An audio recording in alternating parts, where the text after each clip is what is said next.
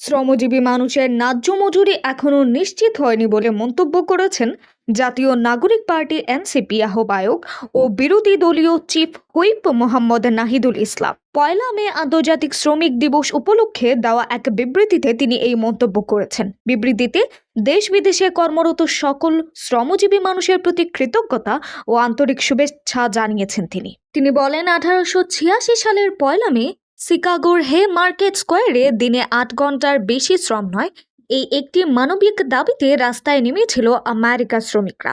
তাদের মিছিলে নির্বিচারে গুলি চালায় মার্কিন পুলিশ ও সশস্ত্র বাহিনী। শ্রমিকদের রক্তে ভিজেছিল শিকাগোর রাজপথ। সেই রক্তের উপর দাঁড়িয়ে আজ সমগ্র বিশ্ব মে দিবস পালন করে। সেদিনের সব শহীদের প্রতি শ্রদ্ধা জানাচ্ছি। তিনি আরও বলেন, স্বাধীনতার পর থেকেই মে দিবস পালন করছে বাংলাদেশ, তবে তা কেবলই আনুষ্ঠানিকতা নির্ভর, ব্যানার, বক্তব্য ও আলোচনা সীমাবদ্ধ। কার্যত শ্রমজীবী মানুষের ভাগ্যের পরিবর্তন ঘটেছে সামান্য।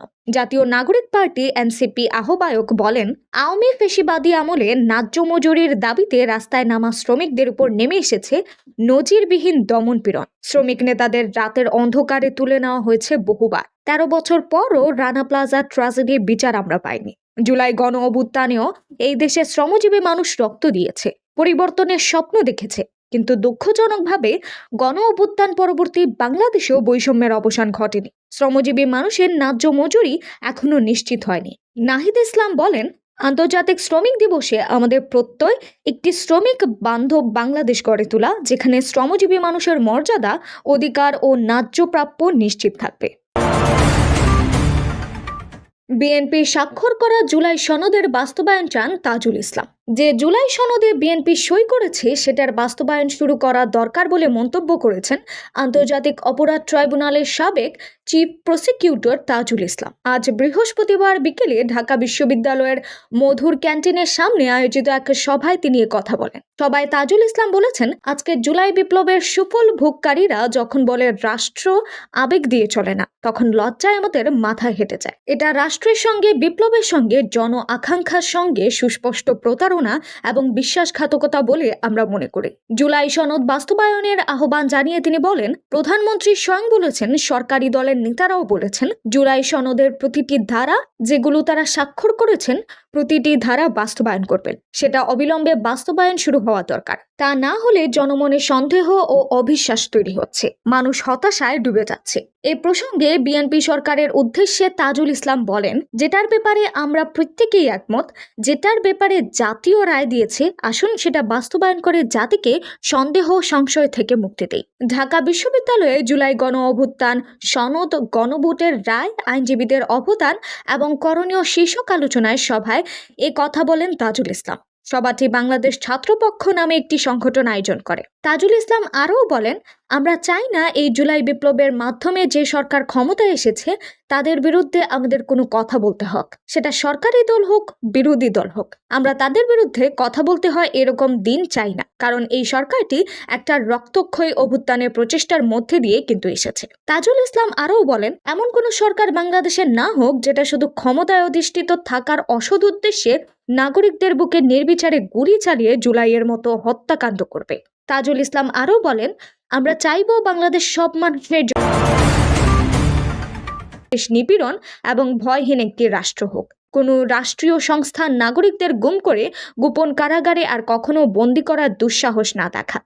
এটাই হচ্ছে আজকের জুলাইয়ের চেতনা। সভায় বিএনপি সমর্থক তরুণ আইনজীবী হাবিবুর রহমান বলেন, প্রতিটি আইনের শুরুতে একটা প্রস্তাবনা থাকে, আমাদের সংবিধানেও প্রস্তাবনা আছে। জুলাই সনদের প্রস্তাবনাটা যদি দেখেন, লেখা আছে, যেহেতু সুদীর্ঘ গণতান্ত্রিক সংগ্রামের ধারাবাহিকতায় বাংলাদেশে 2024 সালের জুলাই আগস্টে সংঘটিত ছাত্র জনতার সফল অভ্যুত্থানের মাধ্যমে জনগণের সার্বভৌম ক্ষমতা ও অভিপ্রায়ের প্রকাশ ঘটিয়াছে। এখানে প্রথমত গণ অভ্যুত্থান শব্দটা বলা হয়েছে। দেখবেন যে সবাই এটাকে বিপ্লব বলতে চায়, কিন্তু যে আদেশের বেসিসে এত কথাবার্তা হচ্ছে তারাও এটাকে বিপ্লব বলেনি, বলেছে গণ অভ্যুত্থান। সবাই হাবিবুর রহমান জুলাই সনদ এবং সংবিধান সংশোধন প্রসঙ্গে বলেন, আমরা যদি এখন বলি একটি জুলাই সনদ প্রণয়ন করলাম এবং সেটিকে সংবিধান সংস্কারের অংশ হিসেবে অন্তর্ভুক্ত করলাম, তাহলে একটি গুরুত্বপূর্ণ প্রশ্ন সামনে আসে। ধরুন, আমরা একটি সংবিধানে 18তম সংশোধনের মাধ্যমে যুক্ত করলাম, কিন্তু একইভাবে ভবিষ্যতে কোনো সংসদ চাইলে 19তম সংশোধনের মাধ্যমে এটিকে বাতিলও করে দিতে পারে। দেন বাংলাদেশ ছাত্রপক্ষের উপদেষ্টা আইনজীবী নাসরিন সুলতানা, সংগঠনের সভাপতি মোহাম্মদ প্রিন্স, সহসভাপতি আকিব হাসান সহ আরও অনেকে। সরকারের দেউলিয়াত্ব, তারা রাষ্ট্রপতি পরিবর্তন করতে পারছে না, নাহিদ। সংসদে বিরোধী দলীয় চিফ হুইপ ও জাতীয় নাগরিক পার্টির এনসিপি আহ্বায়ক নাহিদ ইসলাম বিএনপিকে উদ্দেশ্য করে বলেছেন, এটা আপনাদের দেউলিয়াত্ব।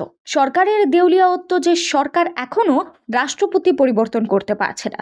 তিনি বলেন, দুর্নীতিবাজ, অপদার্থ, মিথ্যুক ও গণহত্যার দোষর এখনো বাংলাদেশের রাষ্ট্রপতি। নাহিদ বলেন, একটা আলোচনা কয়েকবার এসেছে, এই রাষ্ট্রপতির অধীনে কেন শপথ নিয়েছি আমরা বলতে এখানে ব্যক্তিগতভাবে আমার কথাই বলা হয়েছে, কারণ আমি এখানে শপথ নিয়েছিলাম, কিন্তু সে সময়কার প্রেক্ষাপট আর এখনকার প্রেক্ষাপট কি এক? বিরোধী দলীয় চিফ হুইপ বলেন, পরে আমাদের সামনে দুইটি অপশন ছিল। আমরা বলেছিলাম জাতীয় সরকার করতে হবে। জাতীয় সরকারের প্রস্তাব বিএনপি নাকচ করে দিয়েছে। আমাদের সামনে আরেকটা অপশন ছিল, ক্ষমতা আর্মির হাতে তুলে দেওয়া। যদি আমরা সেদিকে এগোতাম, আজকে তারা এখানে সংসদে বসতে পারতেন কিনা সন্দেহ আছে। নাহিদ বলেন, দেশের স্বার্থে, দেশের স্থিতিশীলতার স্বার্থে আমরা সে সময় সরকারে গিয়েছিলাম, আমরা শপথ নিয়েছিলাম, কিন্তু বৈষম্য বিরোধী ছাত্র আন্দোলন খুবই স্পষ্টভাবে এই রাষ্ট্রপতির অপসারণ চেয়েছিল। এনসিপির আহ্বায়ক বলেন, সেই সময় সাংবিধানিক ধারাবাহিকতার কথা বলে রাষ্ট্রপতির পক্ষ নিয়েছিল বিএনপি। বিএনপির মহাসচিব নিজেই এই কথা বলেছিলেন। এখন নির্বাচিত সরকার, এখন তো চাইলেই বিএনপির রাষ্ট্রপতি পরিবর্তন করতে পারে। আমরা বিশ্বাস করি বিএনপিতে এমন যোগ্য আস্থাভাজন ব্যক্তি নিশ্চয়ই রয়েছে। নাহিদ বলেন, সরকার দলের সদস্য অনেকেই গৌরবের সঙ্গে বলেছেন যে রাষ্ট্রপতি জিয়াউর রহমানের বিরোধিতা করেছেন, সে রাষ্ট্রপতি এখন জিয়াউর রহমানের প্রশংসা করছেন। এটা আপনাদের দেউলিয়াত্ব। সরকারের দেউলিয়াত্ব যে সরকার এখনো রাষ্ট্রপতি পরিবর্তন করতে পারছে না। 1 লাখ মেট্রিক টন ডিজেল আমদানির অনুমোদন দিয়েছে সরকার। দেশে জরুরি জ্বালানি চাহিদা পূরণে 1 lakh metric ton EN 590/10 ppm diesel আমদানির প্রস্তাব অনুমোদন দিয়েছে সরকারি ক্রয় সংক্রান্ত মন্ত্রিসভা কমিটি CCGP। বৃহস্পতিবার 30 এপ্রিল অর্থমন্ত্রীর আমির খসরু মাহমুদ চৌধুরীর সভাপতিত্বে অনুষ্ঠিত 19তম সভায় এই সিদ্ধান্ত নেওয়া হয়। বিদ্যুৎ, জ্বালানি ও খনিজ সম্পদ বিভাগ থেকে প্রস্তাবনাটি উত্থাপন করা হয়। বৈঠক শেষে অর্থ মন্ত্রণালয় থেকে জানানো হয়েছে, ইরান এবং মার্কিন যুক্তরাষ্ট্র ইসরায়েল যুদ্ধের পরিপ্রেক্ষিতে উদ্ভূত অস্থিতিশীল ভূরাজনৈতিক প্রেক্ষাপটে দেশের জরুরি জ্বালানি চাহিদা পূরণের জন্য মাজেদা অয়েল কোম্পানি লিমিটেড থেকে আন্তর্জাতিক ক্রয়ে সরাসরি ক্রয় পদ্ধতির মাধ্যমে 1 lakh metric ton EN 590/10 ppm diesel আমদানির অনুমোদন দেওয়া হয়েছে। জ্বালানি বিভাগ জানিয়েছে, আন্তর্জাতিক বাজারে অস্থিরতা ও ভূরাজনৈতিক উত্তেজনার কারণে জ্বালানি সরবরাহে সম্ভাব্য ঝুঁকি মোকাবেলায় এই সিদ্ধান্ত নেওয়া হয়েছে। বিশেষ করে মধ্যপ্রাচ্যের উত্তেজনাকর পরিস্থিতিতে বিশ্ব জ্বালানি বাজারে চাপ তৈরি হয়েছে। সরকারের লক্ষ্য হলো দেশে জ্বালানি নিরবচ্ছিন্ন সরবরাহ নিশ্চিত করা এবং অভ্যন্তরীণ বাজারে স্থিতিশীলতা বজায় রাখা। ভোরের বৃষ্টিতে রাজধানীর বিভিন্ন রাস্তায় জমেছে পানি। রাজধানীতে আজ শুক্রবার ভোর থেকে মুষলধারে বৃষ্টি শুরু হয়। ভোর 5টার পর থেকে সকাল 7টার কিছু আগ পর্যন্ত মুষলধারে বৃষ্টি হয়। এতে বিভিন্ন রাস্তায় জমেছে পানি। আসাদ গেটের সংলগ্ন আরব মোড়, সংসদ ভবনের সামনের রাস্তা, গ্রিন রোড, কাউরান বাজার, পান্থপথ, ধানমন্ডির রবীন্দ্র সরোবরের পাশের রাস্তা, জিগাতলা, পশ্চিম তেজপুরি বাজার, পশ্চিম শেওড়াপাড়া, কাজারিপাড়া, মালিবাগ রেলগেট, মৌচাক, মগবাজার, হাতিঝিলের সড়কের মধুবাগ এলাকাসহ বিভিন্ন এলাকায় রাস্তায় পানি জমেছে। আজ মে দিবস ও সাপ্তাহিক ছুটির দিন হওয়ায় রাস্তায় যানবাহন কম ছিল, ফলে ভোগান্তি কিছুটা কম হয়েছে। তবে যারা প্রয়োজনীয় কাজে বাইরে বের হয়েছেন তারা পড়েছেন বিপাকে। একই সঙ্গে রাস্তায় যানবাহন ছিল কম। এদিকে আবহাওয়া অধিদপ্তর জানিয়েছে, দেশের 6 বিভাগের কয়েকটি স্থানে আজ বৃষ্টির সম্ভাবনা আছে। রাজধানীতেও আরও বৃষ্টি হতে পারে। দেশের উত্তর পূর্বাঞ্চলের কয়েকটি জেলার নদীগুলোতে পানি বৃদ্ধি অব্যাহত থাকতে পারে।